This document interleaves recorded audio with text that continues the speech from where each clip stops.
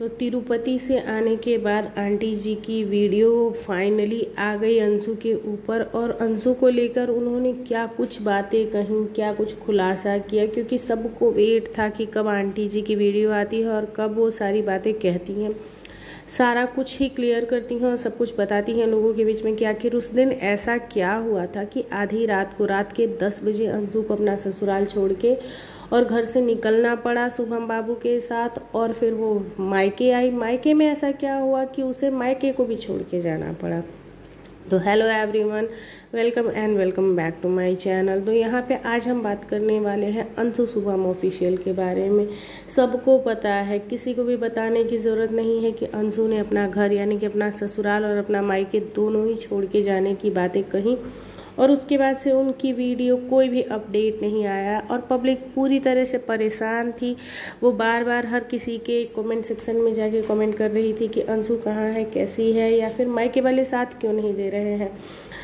बार बार सचिन को भी पूछा जा रहा था, बार बार आंटी जी से भी पूछा जा रहा था कि आखिर अंशु ने ऐसा कदम क्यों उठाया और आप लोग अभी तक चुप क्यों हैं। तो आज आंटी जी ने जो भी बातें बताई ना, ये बातें मैंने पहले ही कही थी कि जो अंशु अभी बचपना दिखा रही हैं या बचपना है उनके अंदर, तो देखो आप 2 साल की बच्ची तो हो नहीं। अगर आपकी उम्र मैं मानती हूँ 22, 23, 24 साल, इससे कम नहीं होगी। 24 साल की उम्र में आपने पूरी दुनिया देखी है और आपने अपने परिवार में 10 बहुओं को देखा होगा कि वो 10 बहुएं कैसे रहती हैं। माना भगवान ने आपके साथ बहुत सारी गलती की, अंशु के साथ बहुत सारी भगवान ने गलती की जिसमें कि उन्होंने उसका बहुत कुछ छीन लिया, लेकिन उसके साथ के साथ ना कहते हैं जब इंसान की ज़िंदगी में परेशानी आती है तो वो और ज़्यादा जिम्मेदार और ज़्यादा मैच्योर बनते जाता है। लेकिन यहाँ पे अंशु और ज़्यादा ही बचपना दिखा रही हैं। तो इतनी भी कम उम्र नहीं है जहाँ कि आप शादी जैसे रिश्ते को समझ नहीं पा रही हो, जहाँ आप ससुराल जैसी जगह को, ससुराल के रिश्तों को समझ नहीं पा रही हो और आप बचपना दिखा रही हो।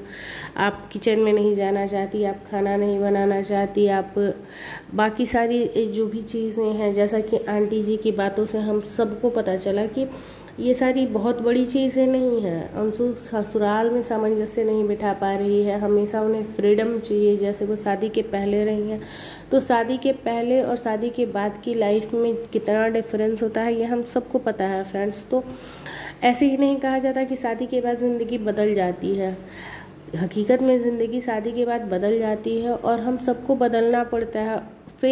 शादी जो है ना और ससुराल के ये जो दिन है, फेज़ ऑफ लाइफ है और इसको एंजॉय करना पड़ता है। इसको ऐसे लेके आप डिस्टर्ब नहीं हो सकते और दूसरों को भी डिस्टर्ब नहीं कर सकते, क्योंकि होता क्या है कि एक समय तक तो सब आपकी बातें सुनते हैं और सब आपका साथ देते हैं। मायके वाले भी आपकी बातें सुनते हैं, आप पे तरस खाते हैं, आपका साथ देते हैं। लेकिन जब यही बचपना आप बार बार 1000 बार करते हो ना, तो सब आपको छोड़ देते हैं और समझाना भी छोड़ देते हैं।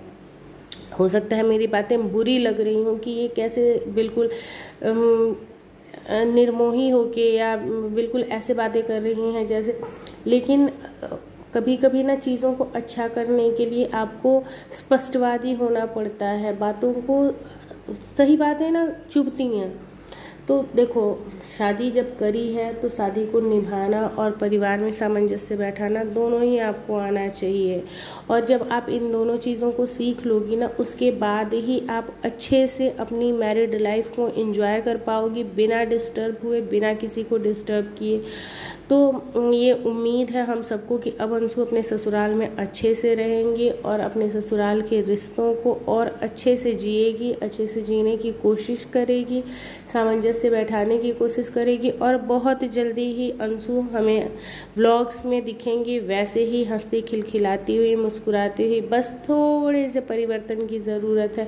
वो थोड़ा सा परिवर्तन ये करना है कि अपने आप को ससुराल के रिश्तों के साथ ढालना है और अपने आप को थोड़ा बदलना है। वो लोग भी अपने आप को थोड़ा बदलें और लाइफ बहुत खूबसूरत हो जाएगी। चलिए फ्रेंड्स, गुड नाइट।